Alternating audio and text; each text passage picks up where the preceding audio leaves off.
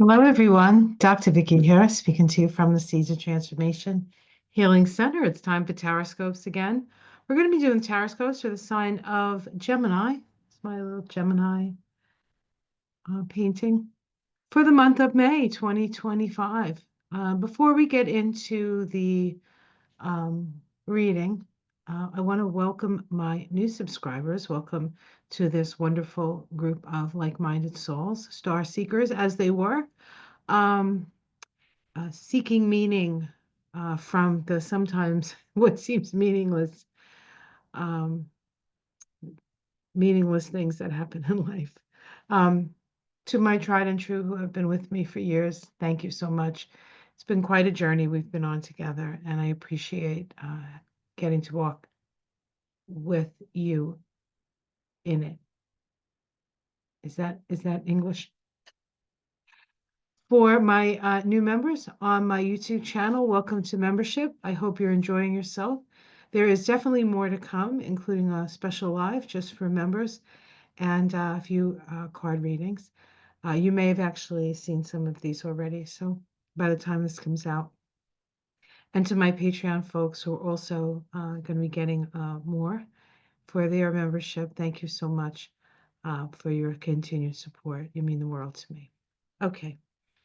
So we're going to look at the astrology basically of the month of May, and then how it's going to affect Gemini, and then we'll do the card reading. I will timestamp this in case the only thing you're really interested in is the card reading. Okay, so let me share my screen here. Okay, here we go.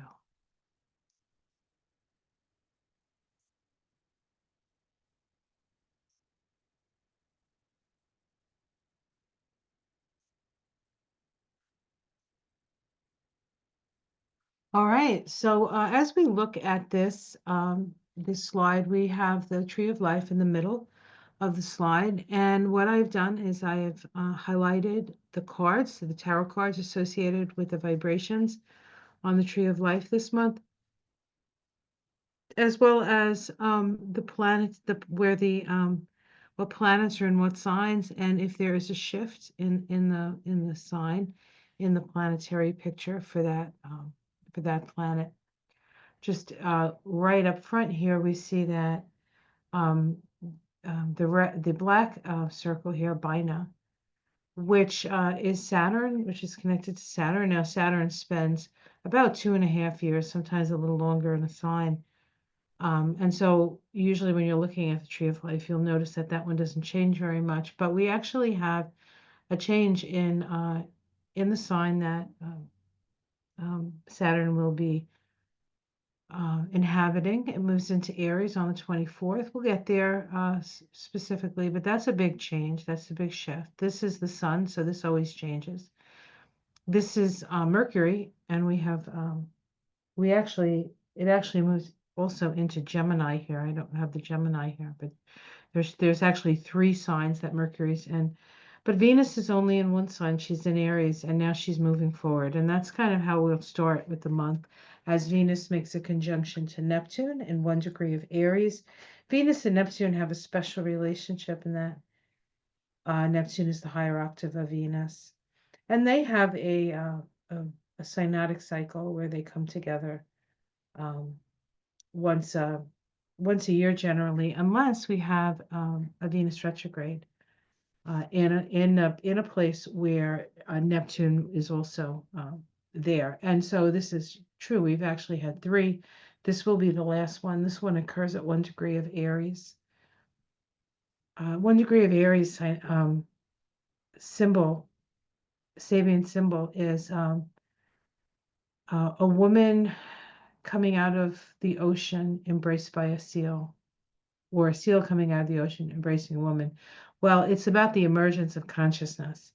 And so we have a new consciousness emerging, and that new consciousness is informed by Venus's retrograde cycle, which retrograded through Aries, the sign of the warrior, and Pisces, the sign of the healer and the teacher and the preacher. And so she has turned around. She turned around on the full moon in Libra of last month. That happens on the 12th. And she's started moving forward in Pisces. Now she's exalted in Pisces, so it's powerful. Even when she was retrograde, it was a powerful place for her to be. And now she's moving forward. And then she, at the end of last month, at the end of April, she moved into Aries. And then as soon as she moves into May, she conjoins Neptune, which just recently moved into Aries back at the end um, of March. It's like these things are happening step by step. They will have a cumulative effect, though. On Sunday the 4th, we have Pluto stationing retrograde in Aquarius. It's made it to 4 degrees of Aquarius, and now it's going to retrograde back to about 1.5, 2 degrees of Aquarius. And so it's gone as far as it's going to go this year, forward into the sign of Aquarius. We have an opportunity now to sort of reevaluate how far we've come and perhaps what we need to change and what needs to be tweaked, what needs to be learned. Pluto is going to be in Aquarius for 20 years. So we're going to have Pluto going through just a few, excuse me, sorry about that, just a few degrees a year. And so those degrees are important in, I think, the unfolding of the Aquarian age. On the 5th, Mercury makes a sextile to Jupiter. This opens lines of communication. We're talking to each other, we're informing each other. So it's a waning sextile. So within what we're communicating is we're communicating our wisdom and our knowledge. And of course, the 9 vibration of the month is all about sharing your wisdom and knowledge. The 5 is all about listening to that small, still voice within. And then the 14-5, which is the combination of these two numbers, is the path of the mystic. This is about the path of the path of temptation. It's a probationary path. It's not easy. It's not an easy path, but it is a path that if you stay, aligning yourself with the goal, and the goal here is to be in your heart, then you will make it through this month stronger, actually, wiser, more righteous in the best possible way of that word. On the 6th, Venus makes a sextile to Pluto. And it's waxing, so it's opening communication. And Pluto always deals with our desires, Venus, our values. So it is an extension out, perhaps expressing what your need is, somebody else expressing what their need is, and we're helping each other deal with what we're facing. I suppose.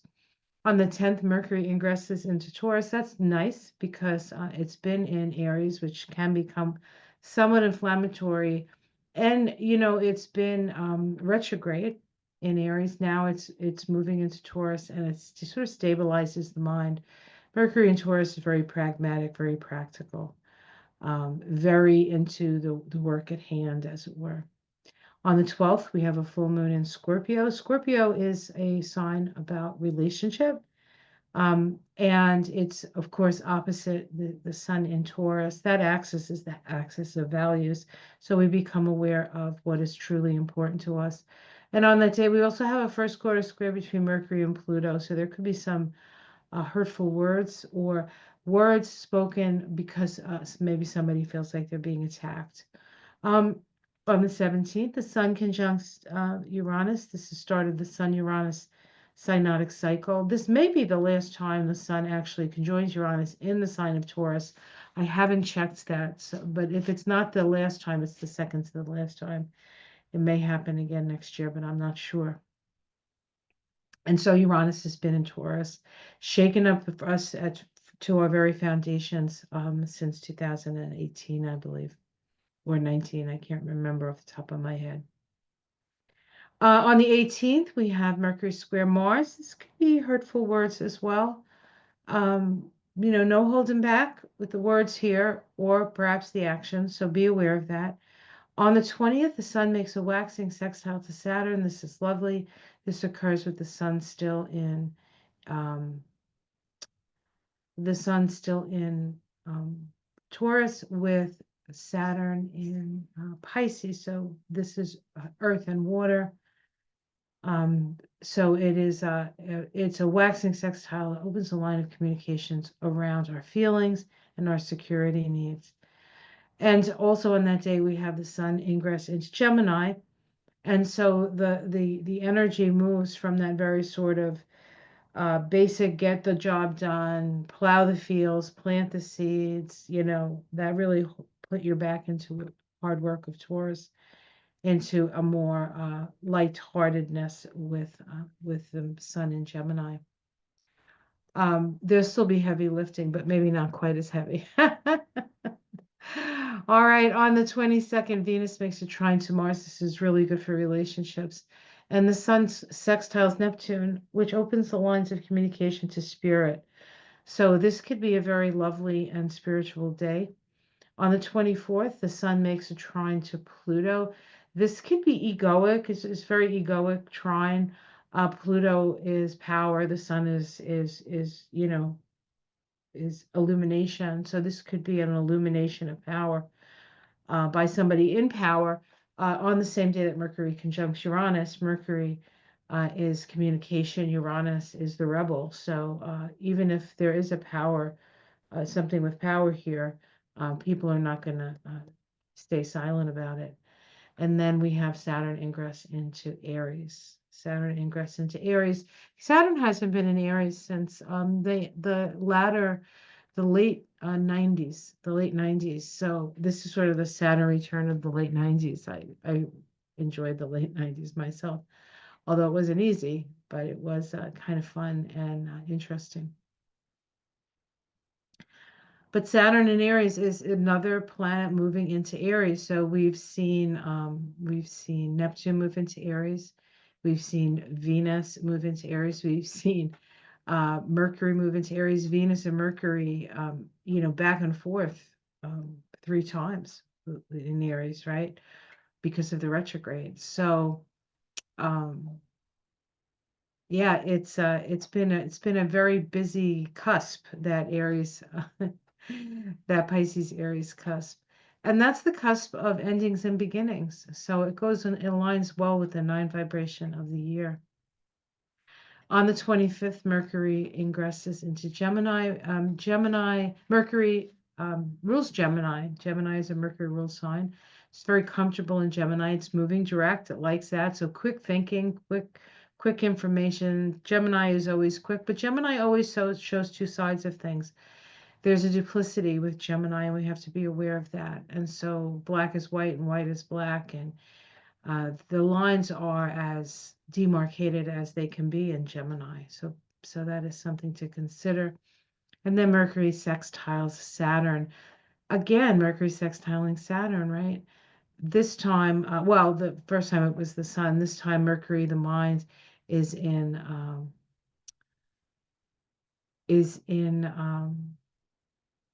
Gemini, right? Is in Gemini, which is quick. And then it's sextiling Saturn, which brings security, to bring structure. So quick thinking here. The 26th, Mercury sextiles Neptune, which connects our mind to spirit. Neptune is divinity. And we have a new moon in Gemini, which, the new moon is ruled by Mercury, making that sextile to Neptune. So this new moon in Gemini is particularly spiritual in nature. On the 27th, Mercury makes a sextile to Pluto. Did I say sextile trine? This is expression, free expression. It's very creative. It is also not quite as egoic. It's more like the voice of the soul. And on the 30th, we have a superior conjunction of the Sun and Mercury. That means they're conjoined, but Mercury is not retrograde. And so it's happening at 10 degrees of Gemini. So that's the energy of the month in general. And now let's take a look and see how it's affecting Gemini. So you can see with Gemini, we have the majority of planets on this side of the chart, on the left side of the chart as we look at it. That is the side of the self-made person. And so you're going to live and die by your own hand this month, Gemini. You're only going to be able to blame yourself for stuff. I'll just tell you right now. Um, so we have, we have Mercury. Mercury starts in Aries, moves into Taurus, and then dips into Gemini before the end of the month. So your ruling planet is moving very quickly through your 11th, 12th, and then back into your first house. And so the 11th and the 12th houses are very collective. So you're more interested, more concerned with perhaps um, the collective, and putting your energy, putting your mind out there, either to lead or to help, or to harm in some people's cases. But that's nobody who watches this. Here's Pluto up here in the 8th house. That's going to be there for 19 years. Did I say 8th, 9th house? The 9th house is the house of truth and justice and legal matters. Legal matters. Saturn starting in Pisces and then moving into Aries on the 24th. Saturn's been up here for about 2.5 years in Pisces. That's your 10th house, your house of public standing. Very imaginative house, right? Geminis have great imaginations. Now it moves into Aries, into the 11th house of groups. And so this is a little bit, it could be a little bit challenging for you to work within a group, because a group by its nature, at least an 11th house group by its nature, is a group of equals. Is a group of equals, and it'll depend on how well you can be a joiner with Saturn there.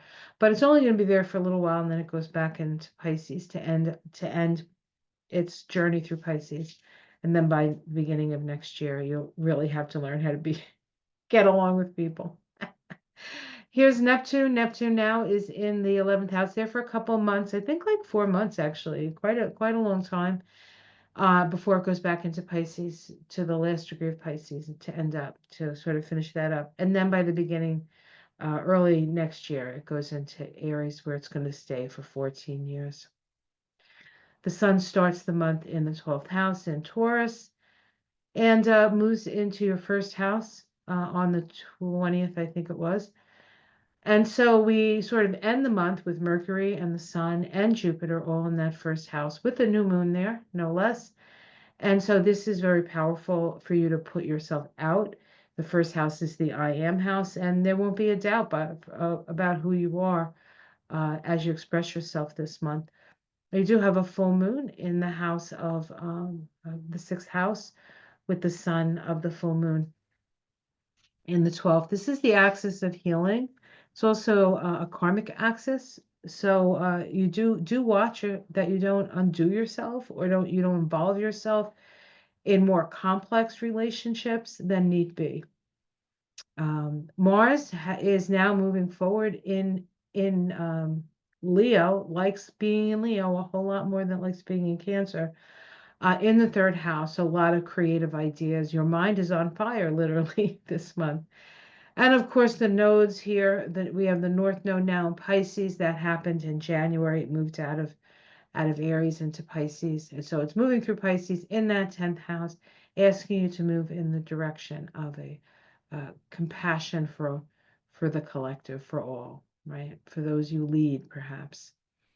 And letting go of any self-criticism, especially the kind of criticism you received from your family growing up. It's time to let that all go and remember that you are a child of the divine. All right, well, that's the story on that. Let me stop the share. And it's kind of early. I'm doing this kind of early in the day, so I'm a little slow. I apologize for that. All right, okay, here we go. I was like, where's the cards? Right in front of me. You had to know, right? Okay. Oh, here we go. I'm using the fountain deck for Gemini. I like this deck. It's got an airy feel to it. That's why I like using it for the air signs. I often use it for Aquarius. But today, Gemini is the lucky duck. All right. Just a couple more quick shuffles. So what does Gemini need to be aware of this month? Gemini, Gemini, Gemini.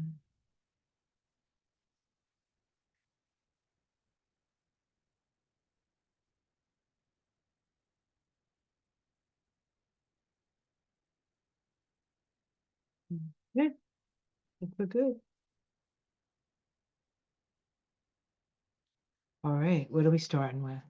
Ooh, judgment. So a decision is made. A decision is made. A judgment comes down. This could be you being judged, or this could be you waking up to your soul nature. Let's see the challenge to that.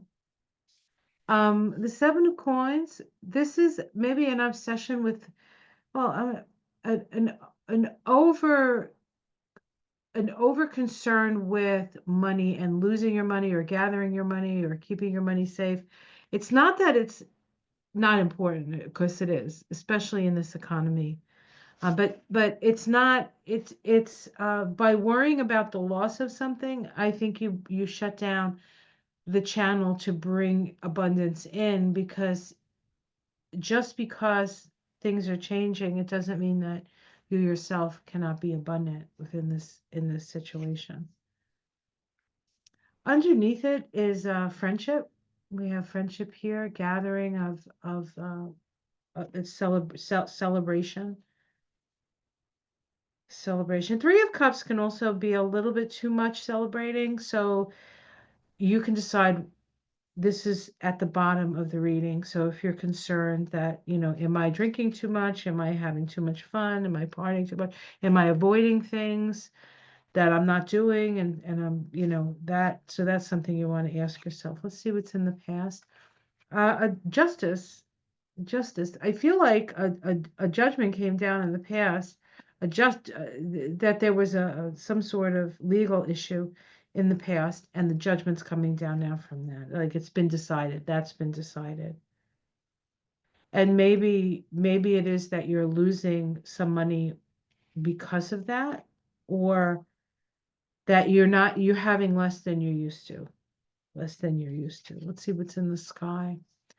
The Lovers. This is the Gemini card, actually. The Lovers is about choice, the choices that we make. It's also a love card, but it's more than like, someday my prince will come. Like, that's more the Two of Cups energy. This is more like making a commitment, making a decision to make a commitment with another person, some sort of agreement or pact. We have the Nine of Pentacles in the immediate future. So this says not to worry about the money necessarily. You're safe at this point. Let's see. How it's seen from the outside. That you maybe have a lot of deep feelings that you're keeping to yourself. Maybe you're avoiding some feelings. Domestic situation, balancing money. Well, that's smart. That's a smart thing to do. It seems like there's a big question around resources here. Hopes infuse the Ace of Swords. This might be a hope for justice, for fairness, for truth, and the outcome. The Fool. Oh boy, you're going to be going in a whole new direction. Something completely new. Diving right off the cliff. I think it came from this. You made a decision, or something balanced out, and suddenly you were in the position to make a decision, and your decision was to just do something completely different. Let's see what's underneath it. We have the Queen of Coins. That's somebody who understands the value. Uh, we have the Emperor, which is about dominion, and we have the Devil, which can be about addiction. So I feel like these cards distinctly to me, and this could just be for one person, or maybe it's for nobody, and it's just my interpretation, but that a decision was made. I feel like you made a decision because you were in a relationship that that person wasn't keeping their part of the bargain, perhaps.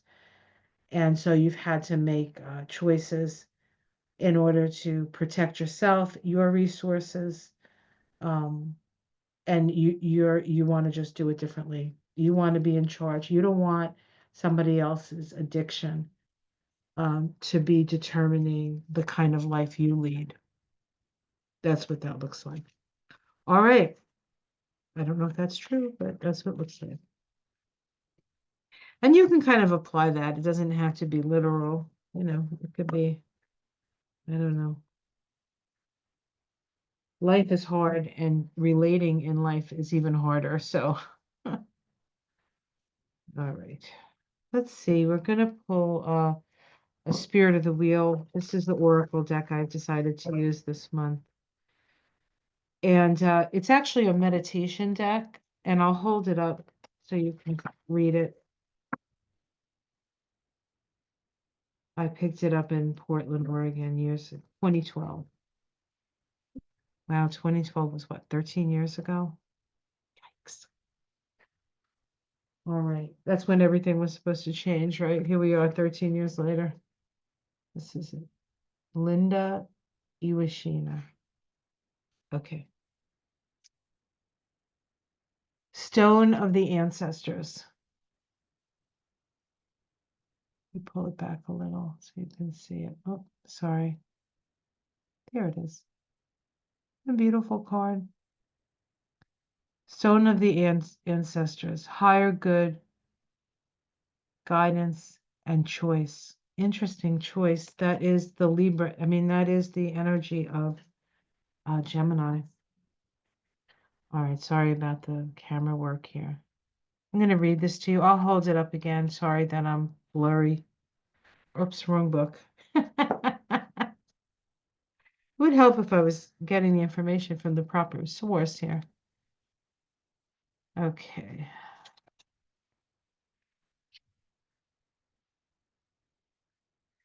Okay, I'll hold it up and hopefully it'll focus on it. Can you see that? I can't. Okay. Listen carefully to the sacred messages around you. When the spirit of the ancestors call to you, there is much at stake. The stone of the ancestors card teaches you that every decision you make and every action you take, either indirectly or directly, affects another. It is like a pebble thrown in a water, forming ripples and spreading outwards. Think long and hard about choices you are contemplating and consider the consequences for your future. At times we have to make sacrifices to fulfill our destiny. The ancestors help us distinguish what is worth holding on to and what we should be letting go of.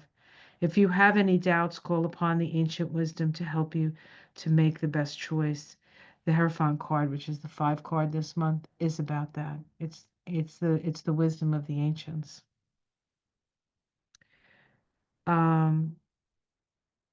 When your decisions carry a purpose beyond just the self, you can be assured that the ancestors will be pleased. That does not mean giving up what you want, but it does require thinking about the ripple effects before you toss the pebble. Self-learning is truly a lifelong process, but much heartache and pain can be avoided if we think about the long-term effects and make our choices by listening to our higher self as well as the guidance of the ancestors. And this is your prayer. Guide me, Spirit of the ancestors, to know my place within the world and to be aware of everything I do affects others. Provide me with the courage to fulfill my destiny and to evolve towards the higher good. I would like to see all Geminis do that. All right. Well, have yourself a good month. I'll see you again next month. in June. Again, like and subscribe if you haven't already. And, see me on my morning walks through the garden as I talk about the stars every morning on this channel, or for Mystic Sisters on Saturday nights with Ona from Ona's Tarot. We've learned how to simulcast now, so you can watch from either channel. For Moonshine and Moon Shadows that we do, and for all the other little things that come out on this channel. All right, take care of yourselves, everyone. Um, be careful out there. Namaste.